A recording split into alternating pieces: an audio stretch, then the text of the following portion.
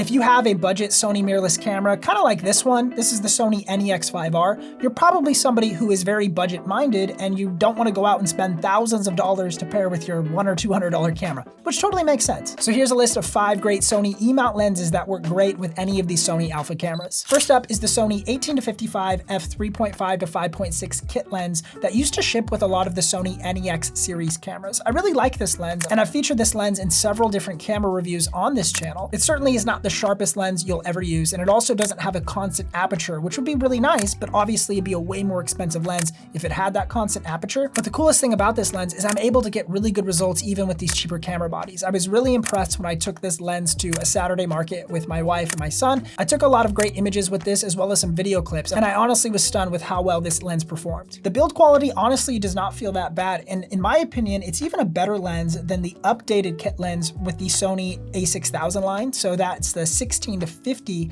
power zoom lens. I honestly don't like that lens very much. It's okay, and you do get good image results with it, but something about this 18 to 55, it's just a little bit sharper in my opinion and more fun to use. The 18 to 55 is an APS-C lens, so you'll have to use it with APS-C cameras, or you can put your full frame cameras into crop mode. I've seen this lens for as cheap as $50 all the way up to like 105 to 120 bucks. So you should be able to get this for a very affordable price point. The second lens on our list is the Viltrox 20mm f2.8 prime lens, and the main highlight of this lens is the fact that it's $158. What an amazing entry-level price point for anyone looking for a prime lens. If you don't watch this channel very often, you might not know that I always film on a 20mm focal length in my studio. I'm shooting currently on the 20mm f1.8 Sony lens. It's their G series lens. I love this lens. It's a great lens. My studio space is a little bit smaller. I'm kind of just in the loft of my house, so I need that 20mm focal length to give me a nice wide field of view.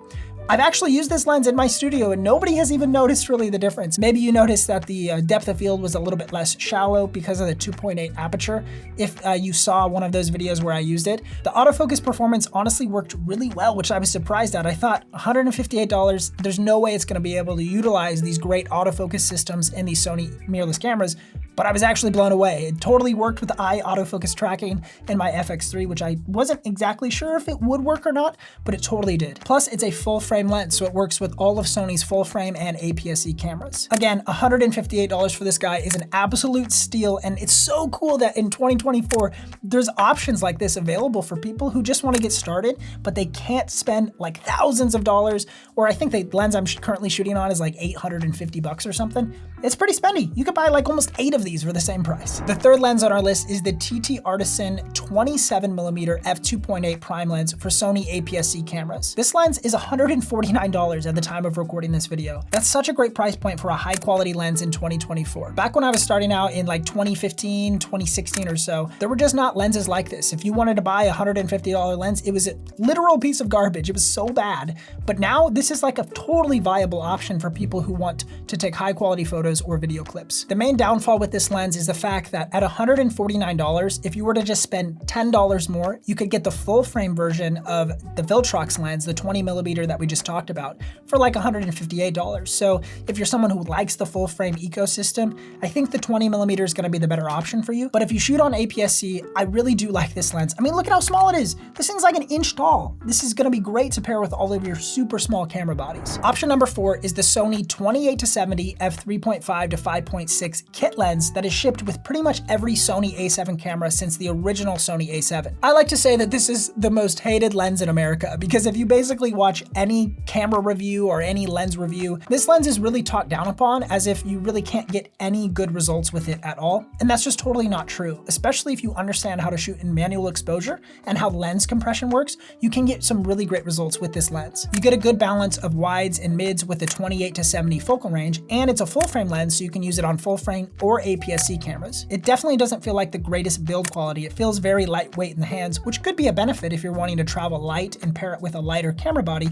but you definitely can tell that they are skipping out on some parts, which allows them to make this for a more affordable price point. I think the main reason why I like this lens so much is because in 2024, I picked up this lens for $100. You can typically find them between $100 and $200 pretty easily on eBay, Facebook Marketplace, or any third-party seller site. And usually if somebody has this lens, maybe they bought some sort of bundle of a Sony a7 III back in the day and it came with the kit lens. They never really used it, so it's just been sitting on a shelf for a super long time. So mine feels like it's a brand new lens. It doesn't have a scratch on it. It looks really good. So you can pick up this lens in a like new condition between 100 and 200 bucks. And honestly, it does a pretty good job. And the fifth and final lens on our list is the Yongnuo 85mm f1.8 lens. I have a full review of this lens on my channel, and for the money, it's about $294 new. So it's our most expensive lens on the list today, but as far as image quality for price, I think this is the best lens by far. In my review, I compared this against the Sigma 85 1.4 and the Sony 85 1.4, which are both like $1,000 more than this lens, and I was so surprised at how well this lens could compete against those more expensive options. Build quality feels really good. You get an AF/MF switch on the lens, as well as a function button to map different functions to. Image quality looks great for both photos and video samples, and I found that autofocus performance worked really well, even with video, in tracking my eye in a variety of situations. And it's a full frame lens, so you can use with full frame or APS-C cameras, and I love the 85mm focal length for that kind of mid to telephoto range to isolate a subject really well and make them stand out from the background. So that's my list of 5. I love the Sony ecosystem because they allow us to use third-party lenses, which really can reduce the barrier of entry for people who are on a budget and still want to be able to learn photography or video.